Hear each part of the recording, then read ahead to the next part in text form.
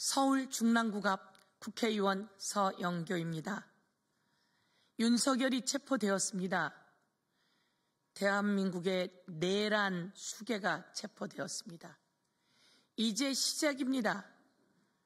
이 내란 수괴가 대한민국을 뒤흔들기 위해서 무슨 일을 했었는지, 군에서는 무슨 일을 했고, 각 부처에다가는 어떤 지시를 했고, 경호처장과는 어떤 준비를 했고, 그리고 국방부 장관은 어떤 일을 했는지 수없이 많은 준비가 되어 있었고, 그 내용들을 이제 낱낱이 철저히 수사해서 밝혀내야 합니다. 공수처가 이번에 체포하는 과정에서 마음고생도 많고 힘들었지만 참 잘하셨습니다. 유혈 사태 하나도 없이 참 잘했습니다. 경찰이 진압 과정에서 쓴 도구라고는 사다리 하나 정도 아닐까요? 많은 준비를 했지만 그럴 필요 없이 진입했고 윤석열을 체포했습니다. 그 과정에서 가장 돋보이는 분들이 경호처 관계자 여러분이었습니다.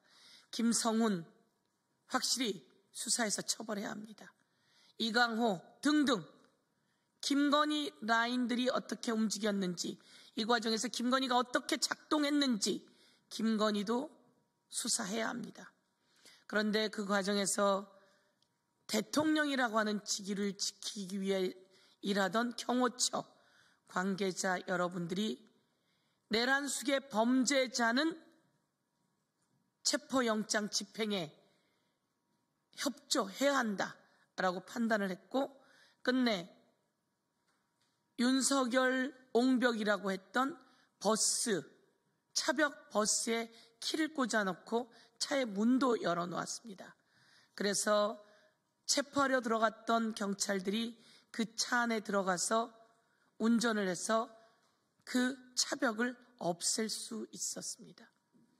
그리고 윤석열 있는 곳까지 경호처 관계자들이 어떻든 길도 제시하는 일이 있었습니다. 경호처 여러분, 그동안 얼마나 마음고생하셨습니까? 애쓰셨습니다.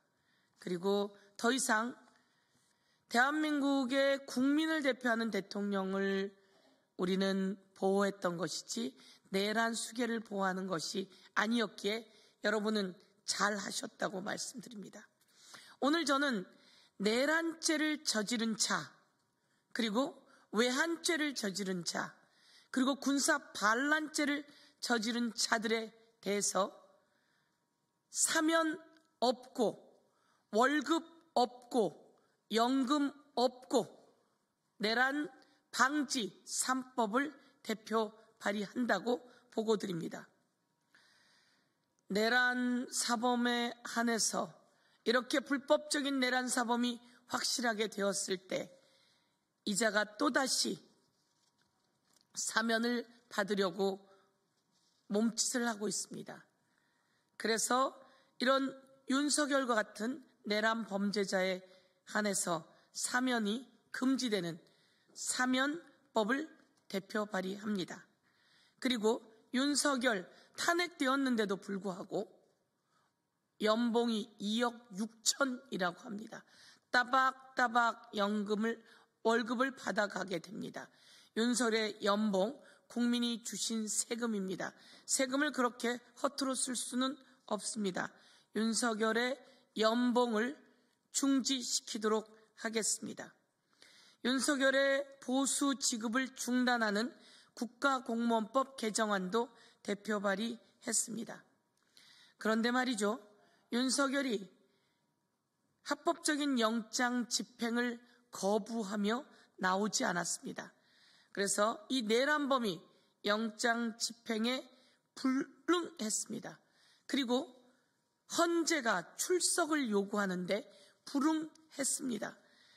그래서 이렇게 내란 범죄자가 출석에 불응시 처벌하는 형사소송법 개정안을 대표 발의했습니다. 평범한 사람들은 무죄 추정의 원칙에 의해서 출석에 불응할 수도 있습니다. 변호사를 통해서 그 의견을 얘기할 수도 있습니다. 그렇지만 대통령이 그리고 뻔히 알고 있는 국가 공무원들이 높은 고위직 공무원이 출석을 불응하거나 오는 소환장을 거부하거나 존재하고 있는 곳이 뻔히 보임에도 불구하고 그런 경우에는 처벌하는 형사소송법 개정안까지 대표 발의했다는 말씀을 드리겠습니다. 이제 대한민국에 더 이상 내란 수괴는 없어야 합니다.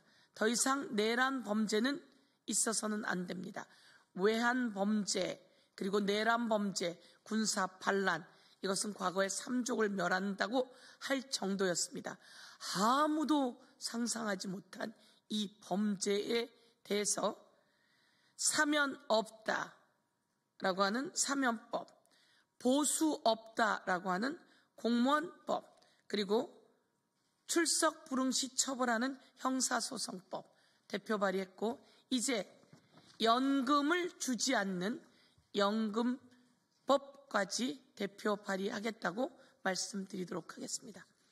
이상으로 브리핑을 마치겠습니다. 감사합니다.